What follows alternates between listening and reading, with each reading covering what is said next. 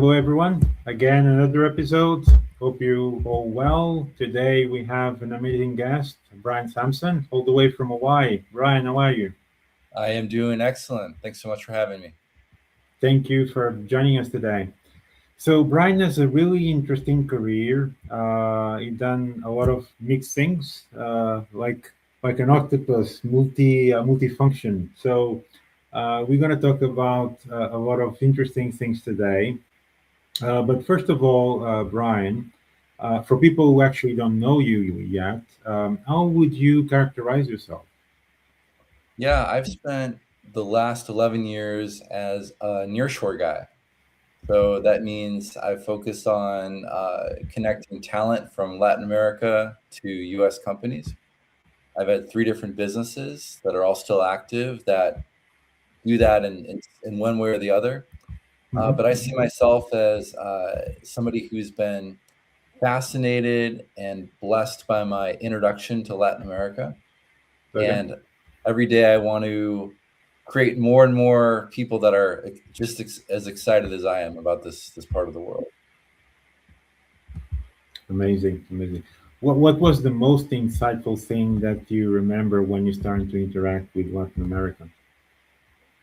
Yeah, I remember, my very first trip there was a backpacker trip, like a solo backpacker. I stayed in hostels, Right. so just by myself. And on that trip, I went to Buenos Aires. I went to Uruguay. I went to Peru, and I went to Chile. And Mhm. I think there were two things, and they both feel obvious, but when you're in the moment, you're kind of registering it, in that they were all like very distinctly different. If you're in the States, you'll know that 25% of Americans have a passport, and Right. the ones that do have a passport, they go to the more commonly traveled to places like London or Paris, Japan more recently with the yen, um, and or maybe like all-inclusive resort in Mexico. Right. But not a lot of people go all the way, to like South America, and I think we don't really have a strong opinion about that part of the world. So going there, like, wow, these are four uniquely different places. Even Argentina and Uruguay, you can take a quick ferry trip there. But Argentina, in my opinion, is loud and boisterous, and Uruguay is much more subtle and calm, and it's known for being a like the Switzerland of South America for the banking Yeah. system. True. Yeah. Yeah. Yeah. Chile, I found it to be much more reserved, but uh, wild to see this incredible public transit system. People might not even know, but their subway, their train system is spectacular. And you've got the Andes Mountains, and then Lima has just a really exciting energy about it. And you look off at the cliffs, and it feels like you're in Los Angeles, with the beaches and the cliffs and the way that the sun kind of sets across it. Incredible fish, and then the mountains of Cusco, and I could go on and on, but I think Yeah. the Yeah. Yeah. macro part of that is like, wow, this is Latin America is a lot of distinct places, just like Europe, right? Germany is different from France, right, and Spain. Yeah. Yeah. So that was really exciting for me. And I think the second was people really speak very good English there. Um, I think that threw me off a little bit too, and it was a really nice surprise. When you make this change, let's just put it in this way. What made you go to Latin America to explore the market? I mean, what was the attraction for you? What it's like to discover new terrain because you had the intrigue. You wanted to know more about the cultures, and or was it just because you wanted to go there to see if you could create an opportunity? Yeah. So I think there's you know like two parts of the question. The first part is what brought me there, and maybe the second part is what keeps me there. So, what brought me there was curiosity as a solo backpacker. What brought me there as a business person and an entrepreneur was I was looking for a place that was on the same time zone as the US, Right. a big enough country. So I picked Argentina. There were 40 million people there, big English speakers. Now, what's interesting about Argentina is that unlike Brazil, which is a massive domestic economy, Right. for Argentina, you have a lot of arguably very bad decisions made by the government over decades and decades and decades. And what that has created is a population of really talented people that don't want to do domestic work and get domestic salaries. They want to get paid in US dollars and work with US companies. So that means that they've significantly leveled up and like raised their own bar, right? So you talk to them like, wow, like, I can't believe how amazing you are. And you fit right in with my team. You make you make good decisions, you're creative, all that stuff. Amazing. So that what really brought me there. And then I think what, just continues to keep me there, and not just Argentina, but all over Latin America, is this sense of dedicated, committed, really professional workforce. It's just been phenomenal. Amazing. So tell us a bit about your career. I mean, how all this started for you? Because you work directly or indirectly with companies like Uber and some other stock or Nasdaq known companies. How was it all this for you? I mean, how it all started? I mean, was it something that you wanted to get into, or you wanted to get into different route, but then suddenly you went to there? So how was it for you? Oh, you mean what got me into the world of nearshoring? Yeah. Yeah, sure. Yeah, so originally the thesis was about fintech companies. So Right. I wanted to service fintech companies. And I remember all the stories. I was in San Francisco, ironically, at the time, and there was all the stories of the gold rush of the 1800s of San Francisco. And who made all the money? It wasn't the people digging for gold. It was the people selling the picks and the shovels, right? Right. So what if I had a business that could support all this VC capital that was being brought into fintechs in San Francisco? Right. And I realized that they all had good product visions. They had lots of capital. They were usually finance guys, on the executive team. And they could really care less how it was built. I'm like, okay, I think I've got a business idea here. We'll build the minimum viable product, the MVP, for these fintechs. And what we'll do is align it from a time zone standpoint. So originally I thought maybe it could be anywhere. I had been to India. I just the flights, the culture, it just wasn't right for me. And then I was thinking back to my backpacking trip. What about Latin America? What about Argentina? Yeah. I looked further. They had this great technical university in Tandil. It's a fun place to visit. Amazing steak and wine and cafes and tree-lined streets and museums, parks. So it's a really nice place to visit. Amazing labor. And I thought there were enough engineers. I felt like maybe Uruguay would have been too small with the population, but Argentina was kind of just right. And having the engineering team on the same time zone as my customers was really, really critical. Yeah. So that's where you find the equal lines of the work, right? You needed to coordinate an engineering team in same time zone according to your customers to produce, and for you to have, of course, be more optimized within your company and your organization. So this is a true fact. I mean, you did a big workaround, a big study, and you moved to a country which most people wouldn't even, maybe not go into because of language, because of culture and many of the differences. But in the end, like you just mentioned, yeah, I mean, they have one of the biggest things, especially in culinary, which is meat. Meat is one of the Yeah. best in the world from there, for people who don't know. So, and of course, the TAC universities, they give a huge apportation to the world because they do a lot of call centers also around the world for support, and they work in several different time zones for people who Yeah. don't know also. Yeah, and of course it becomes very optimizing according most of the current tariffs that you work on, whatever currency you work on, especially US or Europe, like. So you really found that missing piece that to make it all work. It's amazing work. Congratulations for that. Oh, thank you. Appreciate that.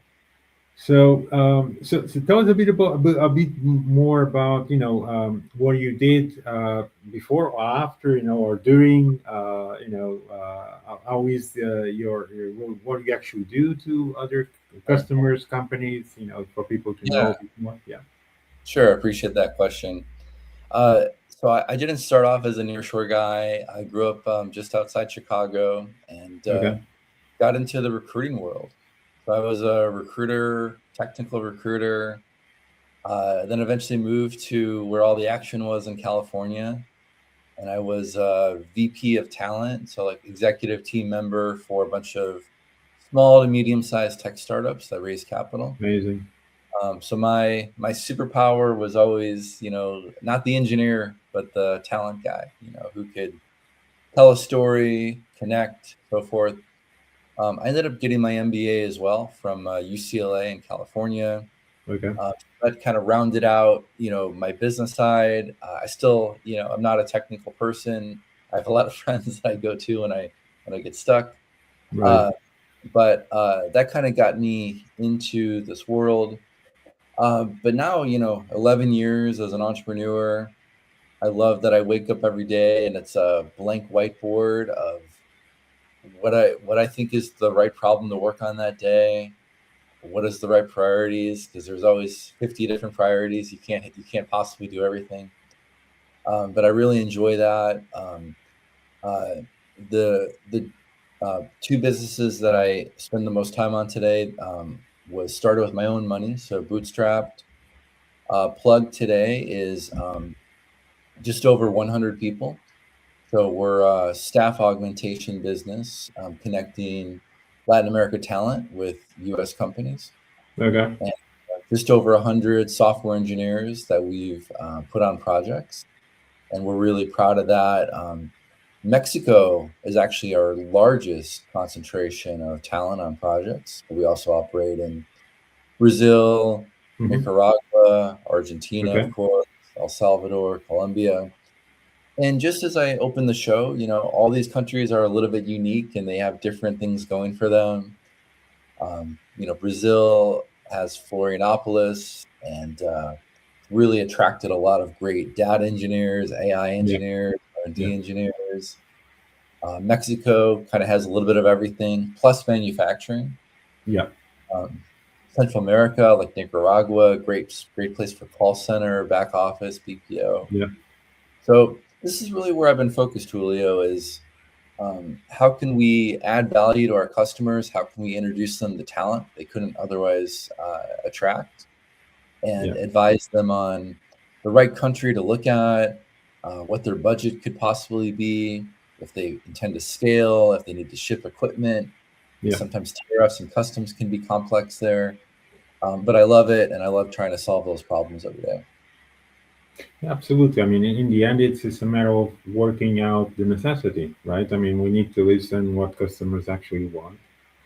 Yeah, What is the requirement? What is their budget? So within those three streamlines, we make out the actual box to deliver solution, right? So within this, of course, there's complexity, as you just mentioned. There is, but it's nothing is impossible. I mean, you made it right. work. You went to a different continent and made it work. So people need to understand that if you want to make things work, you can. But of course, it doesn't go out for free. You need to put in the work. It's just not that sitting behind the office that things will actually happen the way you think they would be. Sometimes you need to do a lot of thick on that. The way you. I think to that point, I'm forever grateful that I got to live in Argentina, that I've traveled there a lot. I've traveled to Mexico, Monterrey, Mexico City. So the time that I've invested, with my own eyes, my own hands, I think has helped. And I've seen maybe potential competitors try to do it without putting that time in, the firsthand experience. They'll watch a video about nearshoring, and they're, in maybe they're in Chicago, and they've never been to Latin America, but they see, wow, there's some really, maybe I can make some money on this, and they try to do it. But it's really difficult to break into Latin America without putting the time in to be there, to build relationships, to understand the market. Yeah, I mean, I think it goes a bit more, it goes a bit down because in Latin America is mostly personal. So you need more. It's like knowing the culture, interact with people, face to face, which is very important, according. And it's important everywhere, but of course, in some countries they are very reluctant to be more, face to face thing. Because it's part of the culture, So it's a matter of getting that understanding. I would say to make in the end everyone works, and of course you make them happy, they make you happy, and you have international market working the way you want. In the end, it's putting all the pieces together, right? So within this, what is your current scope? I mean, what is your current focus? What are you actually thinking of doing this transaction for the next 3-5 years? Yeah, the last 5 years have been so wildly unpredictable, right? We had COVID, and then we had the era of quiet quitting, so everyone was hiring for 2 years, and more VC money for SaaS companies than we ever thought possible. And then that market kind of exploded or imploded. Then we had kind of a rough year when we had this AI boom. So it's really hard to do a 5-year plan nowadays. Right? Every year is up and down, kind of crazy. But I will say we have never been busier. There's so much interest now in Latin America that, this is my 11th year in the region, and in going back 11 years ago, 10 years ago, I had to do a lot of selling of Latin America. Like, hey, let me tell you about these countries. Let me tell you about what you might not know about. It's a little bit different today. People are much more knowledgeable about it. They've heard good stories. They've seen their competitors nearshore. They've seen their clients nearshore, right? So they want to do it, and then just the question is, well, how do I get started, right? Where before it was, should I do this? I don't know. I've got a team in India. Is it worth it? So the equation has changed a little bit, but I will say I think globally the 2020s are really the decade for Latin America. So we're in the right place at the right time. I don't think we need to dramatically shift our business model. We're advisors, connectors, facilitators for this region. Yeah. I would agree, and according to the equation that you mentioned, of course, that's absolute. So I have a question. So why Hawaii? I mean, you went all the way from California to Hawaii. I mean, tell us a bit about this story. How did this all started? Yeah, sure. It's funny. Whenever I tell people, I'm always nervous to tell people I'm out in Hawaii because they think I'm, taking the call from a surfboard or something, out in the ocean. But when I lived in San Francisco, and then my wife and I, before we had kids, moved to Argentina.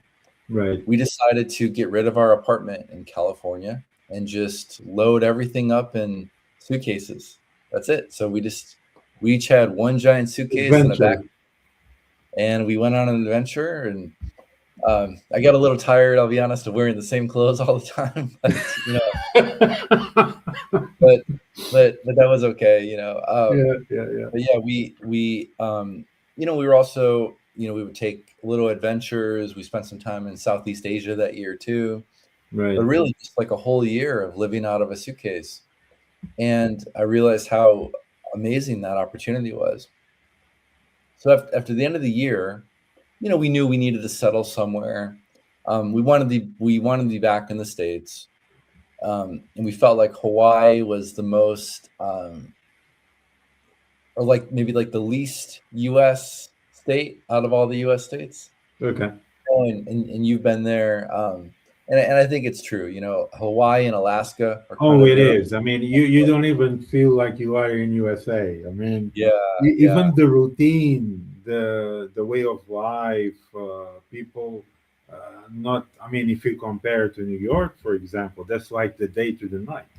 Right. Yeah. I mean, people are rushing everywhere, running, screaming, cars, and you go to Hawaii, people, just slowing down, relaxing, there's no stress, just take it easy, one thing at a time.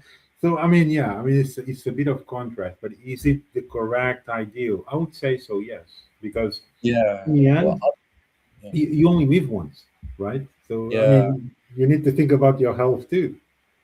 Yeah, we've got 2 young kids. I can't think of a better place to raise our kids. I will say that business would probably be a little bit easier, if I was living in Dallas and I could fly around everywhere, direct flights to Latin America. Sure. But to your point, we only live once. We have our health. Now, the last part, like the kind of the secret weapon, Julio, is we talked before we got the call started of the time zone is rough, right? Yeah. Like by the time I wake up, like the day is already over in New York. Like the stock exchange is basically closed for the day, Yeah. So how do I make this happen? The talent in Latin America is so good that when I wake up, I'm just kind of like reading what happened, right? Yeah. And every business has fires, every business has successes. And I just wake up and I just it's like reading my newspaper when I check my email. It's like, they figured out payroll for 100 plus people. They fixed this client issue. They implemented AI. They, like, wow, these guys are awesome. All over Mexico, Nicaragua, Argentina, wherever. These guys are amazing. And so, I don't have to be like on top of them on the exact same time zone either. Yeah, that's when you see that the autonomous teams are actually a good effort and a good investment in the end, and you have the great result, which is you are many hours. I mean, we talk about more than 10 hours. I mean, not 10 hours, but from Latin America where you are, I think it's 6 hours, right? So it's six to New York, 7 to Argentina. I think maybe 8 to Brazil. So it's almost a work journey. Let's just say the work hours practically, of the whole day. So it's challenge, of course. But when everything is working, it not becomes a challenge anymore. It's just becoming part of the equation. That's right. This is where you actually, giving a great example how to make things work with so many things on the equation, because you are working with a different continent to customers in US and all over the world in a place where they have 6-7 hours difference within the same ecosystem where you're actually working. So it's complex. I mean, the situation, but as we all see, it works. This is really a great example, and I congratulate you for that because it's Thank really, you. big effort, really deep work of knowledge, putting all together the correct team, the people, and of course the traveling. I mean, the traveling, the different time zones, all this putting up together. It's really a huge amount of work, of course. So, Yeah, thank what is your perspective now, according to what you have set up? Are you thinking in going to also different sectors? You maintaining the sectors where you work on? Are you developing new solutions, new products? What is the the next updates? Let's just say. Yeah, I think we we have a lot of the strong infrastructure that allows us to pivot a little bit if we need to. So, Right. for example, we have excellent recruiters. We have a organized payroll and back office, and then we also have AI and automation, in our business. There's a lot of things that um, other companies can't take for granted, but we can rely on. So it's easy for us to flip a few things based on where the market is. Right. So Right. what we've seen over the last decade is, maybe this is the right word, maybe not, but fatigue with Asia.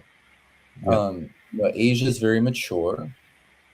They've earned a lot of the great things they've done: China manufacturing, Philippines back office and call center, and India for IT. They've earned a lot of it. But One thing that we need to mention about this mature market is that they still haven't matured the post quality deliverance. mm, That's the thing. It's not about just delivering the product and then leave it there. yeah, Then people don't have anyone to call to, or what happened. After it's been delivered. What about the maintenance? And this is, I think, was the big decision, and I think was the major decision in many organizations around the world, how to shift to different area and different continent because of the post, exactly you're the post absolutely right. delivery. Yeah, yeah, You're absolutely correct. Because you think about, well, like, Asia's cheaper. I mean, Latin America is not as expensive as the U.S., but Asia's always going to win on price. So yeah, why are people moving work to Latin America? Why are they moving call center from Philippines to Nicaragua? Why are they moving manufacturing from China to Mexico? yeah, Why are they moving IT from India to Brazil? Why? yeah, Um, Rework, quality issues, time zone issues, yeah, cultural issues.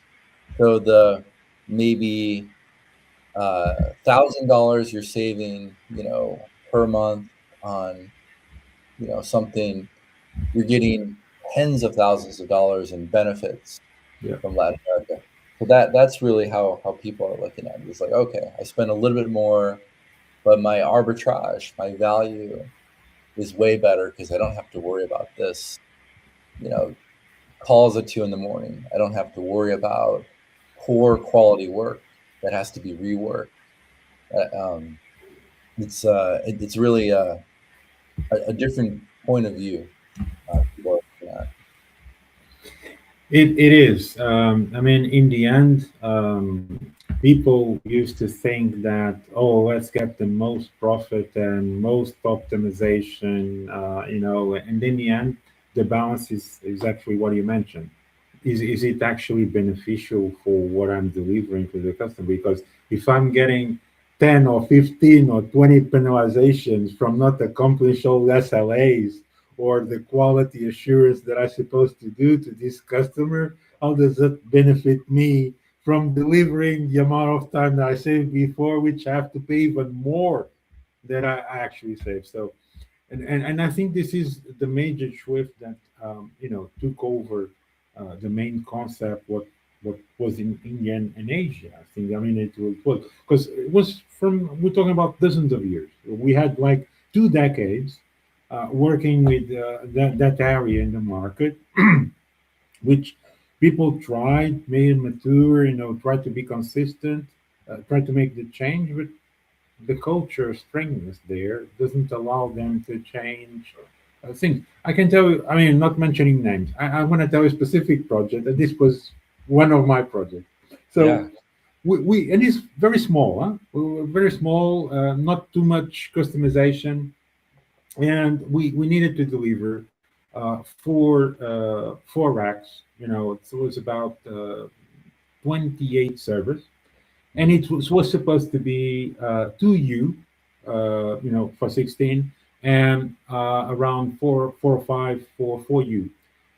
So we made the specifications. We sent to the people there for manufacturing. We sent people to dispatch. And what they dispatch? The dispatch almost a desktop physical server. Said, what is that? So I sent the specs for rackable 2U and 4U servers. You send me desktop. I said, well, but you earn money, it's cheaper, but that's not the point.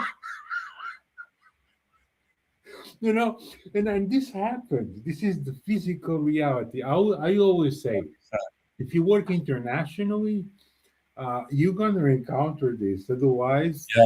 Oh, you're yeah. not actually working internationally. This happens. You said it. You're right. Absolutely.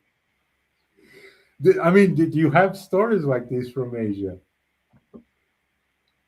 I think your story embodies what a lot of people go through. Absolutely. Yeah, it's amazing.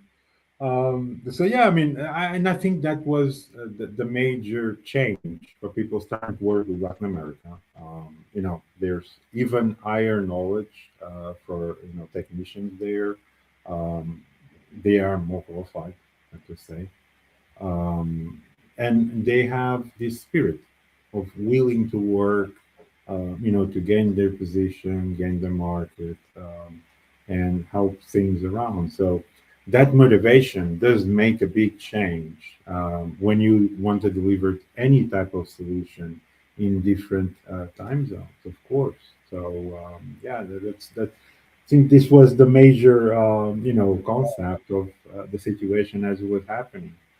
I think where you were Um, going, Julio, was there's a lot of passion yeah, in Latin America. Like people really care, and this is something that I think will maybe help. And there's no right or wrong answer, but it's important for us to like be self-aware as leaders of what kind of team members we want. And if you have not only the clear vision, but the exact execution plan, and you don't want to waver at all, you don't want to hear any other opinions, yeah, Asia's probably okay, right? yeah, But if you're looking for an engineering team that will say, hey, I like this idea, but I think we could do it better if we change the tech stack like this, or if we yeah, use this machine or whatever. yeah, And they want to give you their opinions because they're used to a more flatter structure. They want to share what they think. And I think more and more engineering teams, especially in an agile environment, are yeah, looking for, sprints, let's pivot, adapt, change, rethink our roadmap. And leaders tend to want people that have opinions, yeah, yeah. Um, so that's where Latin America seems to fit in a little bit tighter. But again, if you're a leader that has everything figured out, good for you.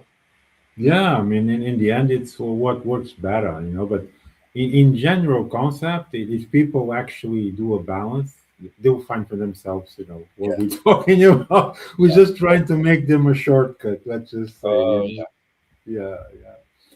So, I mean, just going now through a bit of AI, how did AI actually add any influence in, the things you do daily, your routine, the work, previously, or do you think they'll be more engaging in the future? So what we've been known for at Plugg is our white glove service, being able to really give personal attention to our Right. customers. Right. And what AI has done for us is really automate and make more seamless the stuff that customers don't see. You know, behind the scenes, back office, there's a lot more automation that used to be manual. Yeah. Yeah. And that just gives us more and more time to build relationships, build personal relationships, you know, really take care of our customer and take care of our team members out on projects. Yeah. Now that's for Plugg internally. What we've seen in terms of demand, absolutely, Julio, way more interest in AI engineers, data engineers, you know, people that can prompt engineers, people that can put some interesting things together. Yeah. Yeah. Data Now scientists. Yeah. yeah. Now we work across 20 different customers at a given time, and we want to be respectful to our clients, and that everybody's got a different environment. But just like everything, there's a big bell curve, you know, where there's a few clients that are like way out in front of AI, and all the engineers are, you know, they're spending lots of money on tokens. And there's people kind of in the middle doing a little bit, and there's people that are like, wait, what's ChatGPT again? You know, and they're not really sure. So we've got clients kind of all across the board, and our job is to make sure that we find the right talent fit for them. Because, you know, let's say we find the data scientist that's deeply into tokenization and OpenClaw and all that, and we put them at that company that is really like behind in AI. Yeah. Yeah. It's going to create a culture clash, right? And like it's just not a good fit. So and every company is at a different place. So we want to try to find the right fits at all time too. Absolutely. You just mentioned one thing that is actually important is hearing the customer, which is something that I just discussed this in previous episode. And I think people most of the time miss out because they want to accomplish their quota. They want to sell anyhow. It doesn't matter how, they want to sell. Well, it doesn't work really like that. You need to understand what you're selling, right? Does it comply with what the customer wants you to do? Is it exactly what he wants? Are you actually presenting the proficient solution for the customer according to what is expected?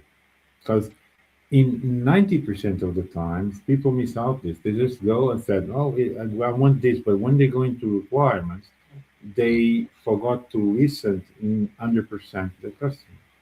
And then when you go on delivery, the customer said, "But there's missing features here." You know, it's like, well, this is does this, yeah, but when we talked, I mean, I wanted to this, and that. So that's the major concept. This is just a major advice I'm giving, you know, to people out there to Totally. Listen is very, very, very important.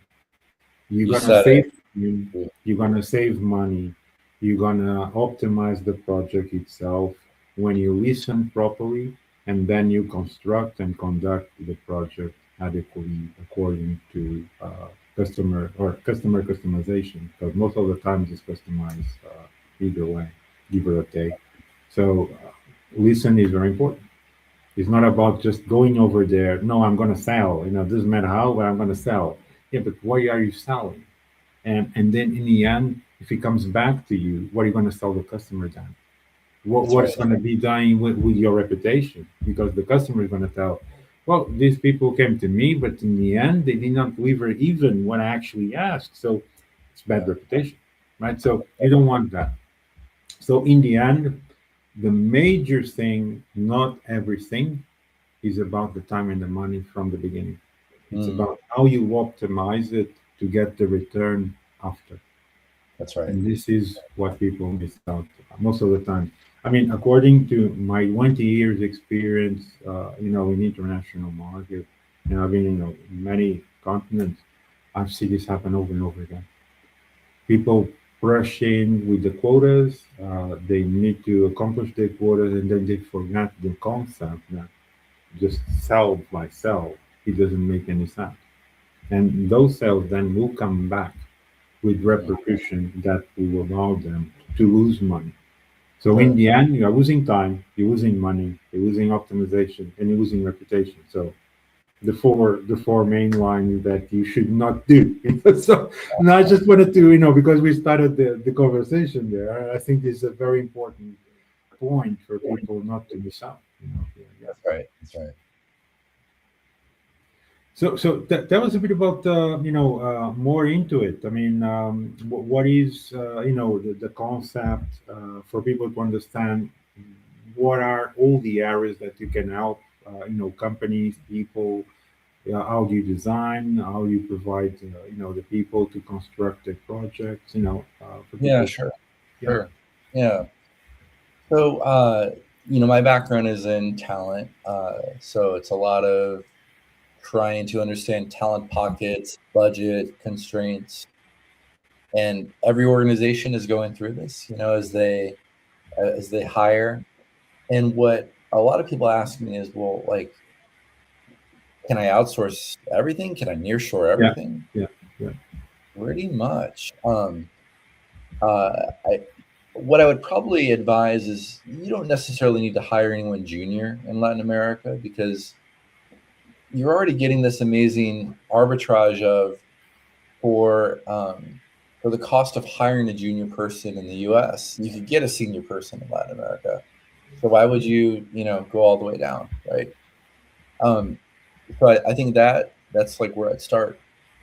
But IT adjacent is really where we play the most because that tends to be the biggest demand. Software engineers, Salesforce developers, DevOps, UI UX, Yeah. data Yeah. engineers, AI, R&D, all that. And then even the legacy stuff, Java, .NET, C Sharp, that still exists as well. Where we maybe see some demand outside of IT, marketing, content, social media, and sure, like AI can do a lot of this stuff, but Yeah. sometimes you still want someone um, who can do it, or someone that knows how to use AI tools, and they can be this massive just multiplier. So think about a Latin America resource. You're already getting a much bigger return on investment. Now, a Latin America resource that can use all the AI tools. Wow! Like Yeah. think about the multiplying effect there. Yeah. That's really what we want to offer. And you can do the same thing with executive assistants. You can do the same thing with virtual assistants, back office, call center. So if a company is looking to hire, and let's say they're in Dallas, and if that job could also be done from Houston, meaning like not at that same office, you might as well look at Latin America. And based on what you're looking for, we'll advise, hey, I think Mexico City is the right place, or I think Colombia is the right place, or I think maybe let's go all the way to Cochabamba, Bolivia. Yeah. You might have that. And how big do you want this team to get eventually? Yeah. Do they need to have an office? Do you ship expensive MacBooks, or could we figure this out with PCs? Yeah. How are you thinking about currency and arbitrage? Do you want USD? Do you care about inflation? So all these things kind of factor in. So once we've given advice on the right country to source from, we'll create a short list of candidates. So just like if that Dallas company is hiring in Houston and they're using a recruiter, that recruiter is going to send some resumes, have a short list. Hopefully those are on the mark, and then we'll set up interviews. Generally, an open role, you might have 3 to 4 phone screens with different candidates. Yeah. And Yeah. then do an on-site, and whatever hiring bar and interview process you have, we adapt. And then once you're ready to make an offer, we have a very high offer acceptance rate, about 93%. We do a really good job of pre-closing and getting everything ready for acceptance. And then we take them through our onboarding process. We take care of the machines and the compliance, the paperwork, the payroll. So once the candidate is ready to start, You don't have to worry about any of that. All Yeah. you do, hey Julio, we have Miguel. He's ready to start on Monday. Let us, reconnect you two. We get out of the way because work Yeah. is done way better when we're not playing telephone and you tell us and we tell Miguel. Just talk to Miguel, and Miguel Yeah. wants to talk directly to you too. Yeah. Yeah. Yeah. Yeah. Yeah. I think that shortcut definitely gives the correct direction for any scope of work because it's Mm-hmm. more direct. And there's no misunderstanding because when you have a three-way, if not three-way in real time and at the same time, there always something that might be missing because That's right. you got always the factor that you might be an understandable person or you might not be a technical person. So if it's a technical subject from a person, for example, is not technical, I'm pretty sure over 90% something will be missing passing through to the You're right. technician. Absolutely right. So yeah, I mean that's an important concept actually. So yeah. So within all the scopes you do, are you providing service all around the world, just in US, or you have Yeah, work? for us, yeah, Yeah. we have a couple of very large clients that maybe might be in Asia, for example, maybe mega Okay. clients in Asia, but but our value add is still helping them in Latin America, right? So Right. we're not trying to supply talent in a place we don't know. We are experts in Latin America. That's what we do. Yeah. But for the most part, it's U.S. customers because Right. the U.S. market is still the biggest market. Amazing. Amazing. So, what is your next goal? I mean, what's up next? For you, are you planning to continue, building up? Are you gonna steady up, or are you gonna make some kind of connection with another country or expanding? What are your next goals at the moment? Yeah, I think we are riding, to use a Hawaii analogy, we are riding a really great wave right now. Okay. So sometimes, that message is, I think the quote is, keep the main thing, or the main thing is keeping the main thing, Yeah. right? Yeah. Yeah. So, no, it's it's an old quote, but I think it's important because it's easy to get distracted with all sorts of shiny things. Yeah. But the main thing for us is keeping Latin America talent the core for our offering. Yeah. Yeah. Absolutely. So, David, if you had to give an advice, according to all your experience in different markets already, and you had very big background in this line of work, what advice would you give for a person who actually starting a business within your sector? What would be Yeah, your primary advice that you give to a person? yeah. If you're starting Latin American nearshoring business, be here, live here, embrace it, understand it, and recognize that there's some stuff that you'll like.